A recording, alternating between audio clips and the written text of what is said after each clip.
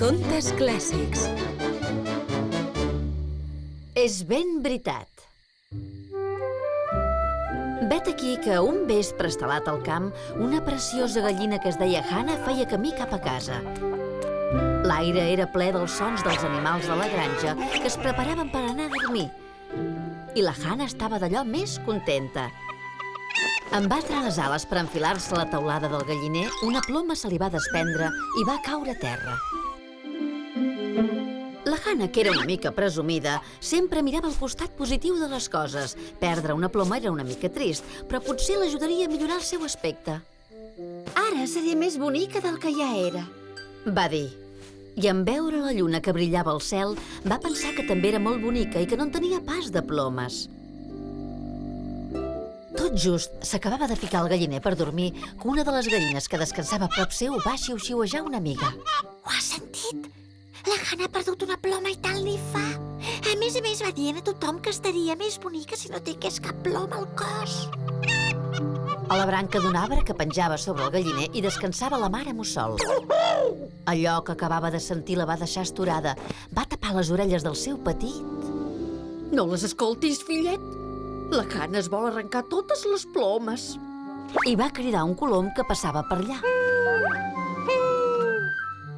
No m'agrada fer safareig, però només vol cridar l'atenció del gall. Els ratpenats, xerraires i baladrers que penjaven cap per avall a les branques d'un altre arbre sí que els agradava fer safareig. De dia feien veure que dormien, però en realitat escoltaven tot el que deien els altres. I de nit escampaven als quatre vents els secrets que havien sentit. Estaven horroritzats. Hi ha dues gallines que es volen plomar per cridar l'atenció del gall. Renoito, on anirem a parar? Els cavalls que pasturaven pel prat es van encabritar i van renillar desconcertats en sentir els ratpenats. Gallines sense plomes amb aquest temps, però si es moriran de fred, pobres! El vent dugué els seus renills més enllà dels camps, fins a les orelles d'una cabra vella d'una granja del costat. Va sacsejar el cap i va picar la tanca. Quin disbarat, això s'ha d'aturar. I sense pensar-s'ho gaire van vestir la cleda. I després va córrer cap al galliner per informar degudament la mare gallina. Hi ha gallines congelades per tot arreu. S'han arrencat les plomes per cridar l'atenció del gall i el fred les està matant. La mare gallina no se'n sabia venir. Això és terrible. Si continuen morint gallines, les seves amigues es moriran de pena. I llavors no quedaran gallines per pondre ous. El gall ha de posar fi a aquest greu desori immediatament. L'endemà al matí, el gall vanitós es va enfilar al capdamunt del galliner. Va batre les ales, es va esclarir la gola i va inflar el pit. Atenció, gallines! Tinc notícies importants. Hi ha gallines morint-se de pena perquè els seus ous es congelen. Sé que sóc el gall més ben plantat de la contrada, però heu de deixar d'arrencar-vos les plomes perquè em fixi en vosaltres.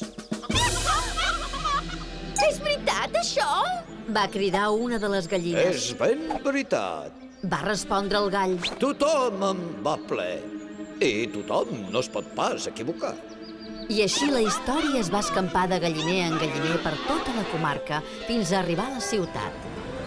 La gent movia el cap amb tristesa en llegir la notícia als diaris. Semblava una epidèmia, una desgràcia pels pobres pagesos. El galliner, la Hannah escoltava esturada com les altres gallines explicaven la terrible història d'un galliner ple de gallines esbojarrades que s'arrencaven les plomes en un intent desesperat de cridar l'atenció del gall. I com aquestes gallines es llançaven ous congelats les unes a les altres fins a caure mortes. La Hannah no s'ho podia creure, però les gallines li van ensenyar el diari. Si ho deia el diari, bé havia de ser veritat, no? Plena de tristor, la Hannah els va haver de donar la raó. Aleshores va decidir que el millor que podia fer era penjar l'article a la paret del galliner. Així totes les gallines ho tindrien sempre ben present. Qui podia passar per alt aquesta advertència, sobretot si era tan certa, segura i absolutament verídica?